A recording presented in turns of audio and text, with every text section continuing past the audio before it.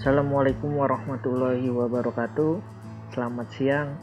Semoga Anda dalam keadaan sehat walafiat dan tetap di rumah saja. Silakan simak video ini sampai habis karena nanti akan ada tugas yang berkaitan dengan materi yang akan saya sampaikan pada pelajaran kali ini. Pada kesempatan kali ini, saya akan menjelaskan tentang lanjutan pelajaran drama, yaitu di pelajaran jarak jauh minggu keempat di kelas Bahasa Indonesia.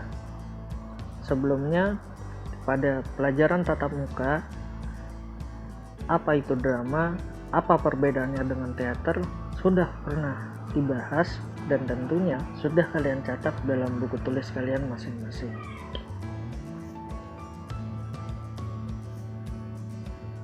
Yang akan saya bahas di sini adalah mengenai alur dalam sebuah drama, atau alur ini juga bisa diimplementasikan ke dalam beberapa sub bidang sastra. Yang pertama ada pendahuluan atau exposition atau orientasi. Pendahuluan ini sangat penting dalam terciptanya alur sebuah drama, baik drama tertulis atau tekstualnya ataupun dalam bentuk implementasinya, yaitu bentuk visualnya. Selanjutnya ada tahap kemunculan konflik atau rising action.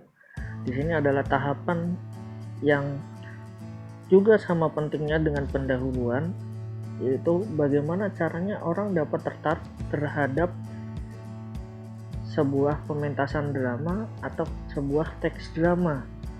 Selanjutnya lagi ada tahapan konflik memuncak, yaitu turning point atau klimaks. Nah, di sini adalah tahapan di mana seorang tokoh mencapai konfliknya dan puncak konflik terjadi di tahapan ini. Misal si A dan si B bertengkar. Kemunculan konfliknya tadi adalah apa penyebab si A dan si B bertengkar. Kemudian ketika konfliknya memuncak adalah misalnya si A dan si B tadi menjadi berkelahi. Contoh yang lainnya juga bisa kalian pahami masing-masing dan sudah pernah saya sampaikan pada saat pelajaran tatap muka. Selanjutnya lagi ada tahapan konflik menurun, artinya anti klimaks. Di sini adalah tahapan apa yang setelah didapat tokoh A dan tokoh B atau antar tokoh A, B, C, D, E dan seterusnya terhadap puncak konflik tadi. Nah, selanjutnya lagi ada tahap penyelesaian. Bagaimana penyelesaian tokoh si A terhadap tokoh si B atau tokoh A, B, C yang berkelahi dengan tokoh D, E, F sama saja. Dan perlu diingat, alur ini tidak melulu didahului dengan pendahuluan. Bisa jadi diawali dengan puncak konflik atau kemunculan konflik, atau bisa jadi juga melalui tahap penyelesaiannya dulu. Jadi dibalik, tiba-tiba selesai, kemudian dimulai dari pendahuluan, kemudian puncak konflik ke konfliknya menurun, anti klimaks. Setelah itu kembali lagi ke penyelesaian, yaitu di titik awal. Jadi tergantung sutradara dalam memilah teks tersebut. Ingat, ada perbedaan mendasar antara bentuk teks drama dengan visualisasi drama. Kita lanjut lagi. Kemudian cara menghidupkan karakter tokoh.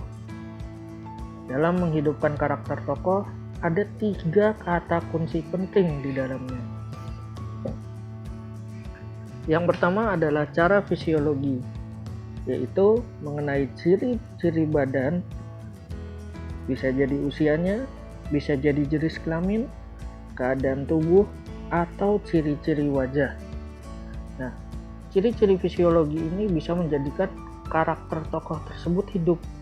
Misal seorang kakek dengan ciri-ciri wajah yang bopeng, kemudian kakinya patah sebelah kanan, dan tangannya tidak bisa digerakkan. Ada kaitannya dengan psikologi nantinya, bagaimana cara beliau makan dan lain sebagainya.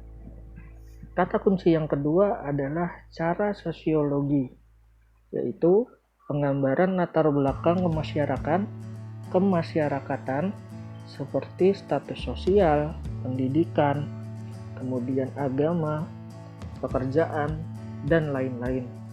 Nah, tentunya berbeda antara manusia yang pekerjaannya tingkat tinggi, dalam artian tingkat tinggi adalah misalnya bekerja di kementerian, dengan seorang tokoh yang pekerjaannya adalah pemulung.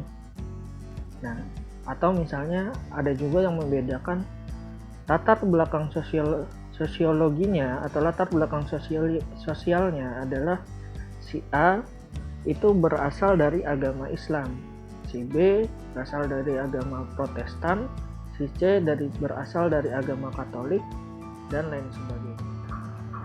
Kemudian yang ketiga adalah cara psikologi. Penggambaran kejiwaan dalam psikologi sangatlah penting. Misalnya yang digambarkan adalah sikapnya, tingkat kecerdasan, sifat, apakah tokoh tersebut mudah marah atau tidak. Itu semua dapat ditinjau dari cara psikologi. Tentunya ketiga faktor ini adalah kunci dalam menghidupkan karakter tokoh. Jadi seorang tokoh dapat berkembang ketika divisualisasikan ke dalam sebuah bentuk pementasan drama, tergantung bagaimana si aktor mengimplementasikan ketiga unsur ini.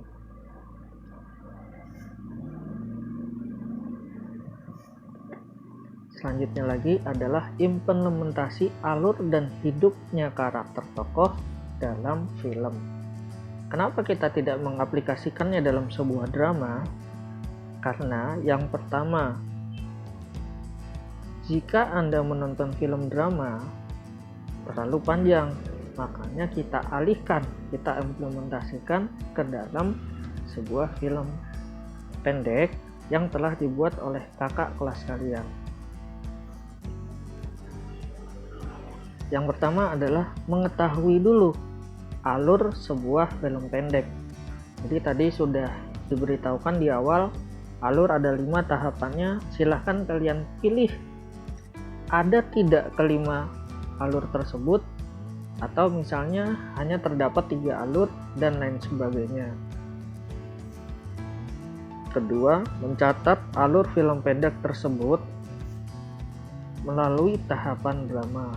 Jadi seperti yang sudah dibilang tadi, film pendek tersebut itu sama alurnya dengan sebuah drama. Jadi implementasi alur di dalam sebuah film pendek. Selanjutnya, mengenal karakter setiap tokoh yang hadir. Misalnya ada tokoh A, tokoh B, tokoh C, itu semuanya dikenali karakternya. Kemudian bagaimana implementasi dalam cara menghidupkan karakter tadi. Ada 3 caranya. Nah, sekarang implementasi dalam sebuah soal. Pertama, Anda diminta menganalisis sebuah film pendek karya angkatan keempat. Link nanti saya akan taruh di deskripsi pada Classroom.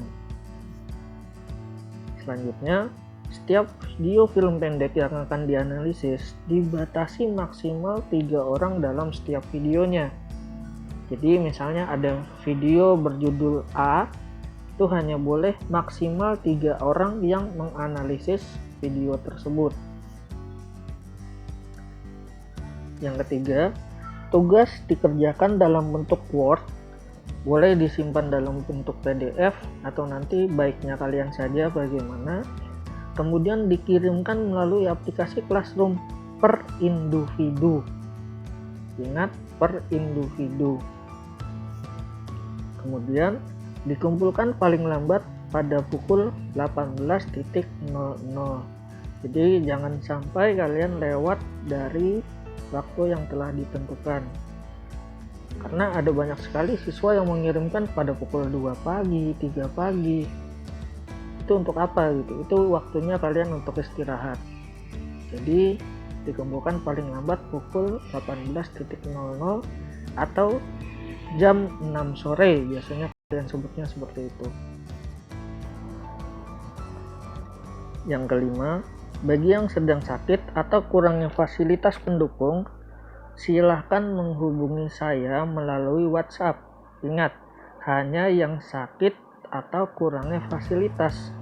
Untuk bertanya silahkan menggunakan aplikasi Classroom.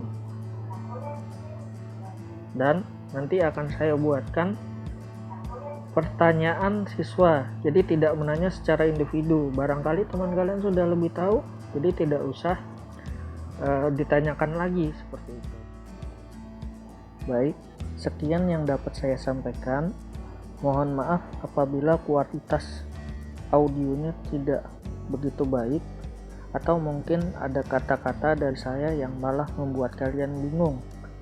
Nanti semuanya boleh didiskusikan dan ditanyakan di forum diskusi dan forum tanya jawab. Selamat mengerjakan. Semoga kalian sehat selalu dan ingat, tetap di rumah saja. Wassalamualaikum warahmatullahi wabarakatuh. Selamat siang.